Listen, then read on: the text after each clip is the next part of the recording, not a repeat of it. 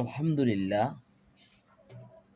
আমি জানি আমার ভিডিও অনেকের ভালো লাগে, অনেকের ভালো লাগে না। তারপরও এটা আমার বলতে হবে, আমার এই আন্দোলনে থাকতে হবে।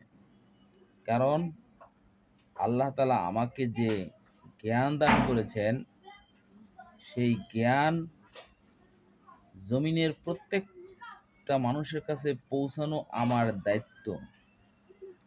কিন্তু আমি যতটুকু পারি আমার হায়াতের জিন্দেগিতে আল্লাহ তাআলার সৈনিক হিসেবে, আল্লাহ তাআলার প্রেরিত খলিফা হিসেবে আমরা আল্লাহ তাআলার প্রতিনিধি। ইন্নী জাইলুন ফিল আরদি খলিফা। আমরা আল্লাহ তাআলার প্রতিনিধি। আমরা কোনো পীরের প্রতিনিধি না, কোনো অলির প্রতিনিধি না, কোনো দরবেশের প্রতিনিধি না, কোনো মানুষের প্রতিনিধি না। আমাদেরকে বুঝতে হবে আমরা মুসলিম, আমরা ঈমান এনেছি আল্লাহ তাআলার উপর। আর আমি যখন আল্লাহ তাআলাকে হুকুমের আল্লাহর দিন কায়েমের চেষ্টা করব, আল্লাহ সুবহানাহু ওয়া তাআলা আমাকে সাহায্য করবেন, আমাদেরকে সাহায্য করবেন, মুসলিমদেরকে সাহায্য করবেন। একটা সময় ছিল যখন জমিন আল্লাহ তাআলার হুকুমে চলতো, তখন মুসলমান ক্ষমতাশালী ছিল এবং মুসলমান এই কথা শুনতো। আর মুসলমানের কথা জমিনের মানুষ শুনতো। পুরো দুনিয়ার অর্ধেক দুনিয়াকে মুসলিম পরিচালনা করেছে। কিন্তু যখন মানুষ আল্লাহ তাআলার হুকুমকে ছাড়ল, কোরআনকে ছাড়ল,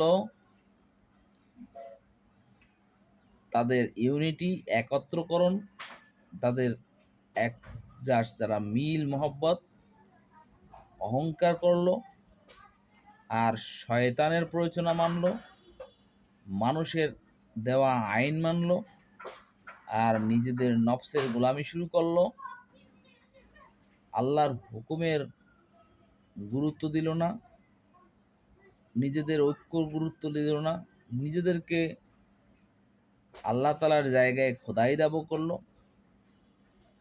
নিজেদেরকে মানুষের গোলাম বানাইলো, মানুষের প্রভু দাবি করলো, আল্লাহ তাআলাকে মালিক হিসেবে স্বীকৃতি দিল না। তখন মুসলমান মাইর খাওয়া শুরু করলো। আর তখন আল্লাহ তাআলার কাছে দোয়া করার পরেও আল্লাহ তাআলা সেই দোয়া কবুল করলো না, দোয়া কবুল করতেছে না। কারণ তারা তো মালিকের গোলামি করে না, তারা নিজেদের নফসের গোলামি করে, তারা মানুষের দেওয়া আইনের গোলামি করে, মানুষের গোলামি করে, আবার মানুষ শয়তানের গোলামি করে। এ থেকে বের হতে আপনার মানুষ সৃষ্টি আইন থেকে বের হতে হবে, কোরআনের বিধানকে কায়েম করতে হবে, কোরআনের হুকুমকে কায়েম করতে হবে।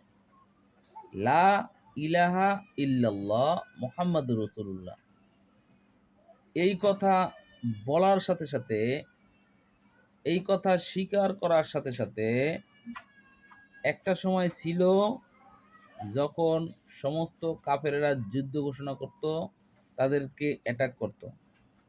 আর এখন বর্তমান জমানায় এই 1400 বছর পরে কালেমা ঠিকই পড়তেছে, তাদেরকে মিষ্টি খাওয়াইতেছে, তাদেরকে ভালো খানা দিতেছে। তাইলে কালেমা কি কালেমার ভিতরে নাই? এক কালেমা মানুষকে মুমিন বানায়, এক কালেমা মানুষকে জান্নাতে পাঠাইবে। যারা পরিমাণ ঈমান নিয়ে কবরে গেলে জান্নাত যাবে, অথচ সেই কালেমা এখন রুটি খাওয়াইতেছে, ভালো খাওয়াইতেছে, কিন্তু মাইর খাইতেছে না। এর পিছনে কারণ হলো লা ইলাহা ইল্লাল্লাহ, লা তে আল্লাহর উপরে যখন কেউ ঈমান আনবে, অন্য কেহর উপরে ঈমান থাকবে না, ঈমান রাখতে পারবে না। আল্লাহর আইন ছাড়া কেউর আইন মানবে না। আল্লাহর দেওয়া বিধানের বাহিরের কেউর বিধান মানবে না। আল্লাহ ছাড়া কেউর কাছে মাথা নত করবে না। আল্লাহর হুকুমের বাহিরে কেউর গোলামি করবে না। এইটা যখন সিদ্ধান্ত হইবে, তখন যারা দুনিয়াকে দাস বানাইতে চায়, দুনিয়ার মানুষকে গোলাম বানাইতে চায়, তারা ক্ষেপে, তারা বিদ্রোহ করে তাদেরকে অ্যাটাক করবে।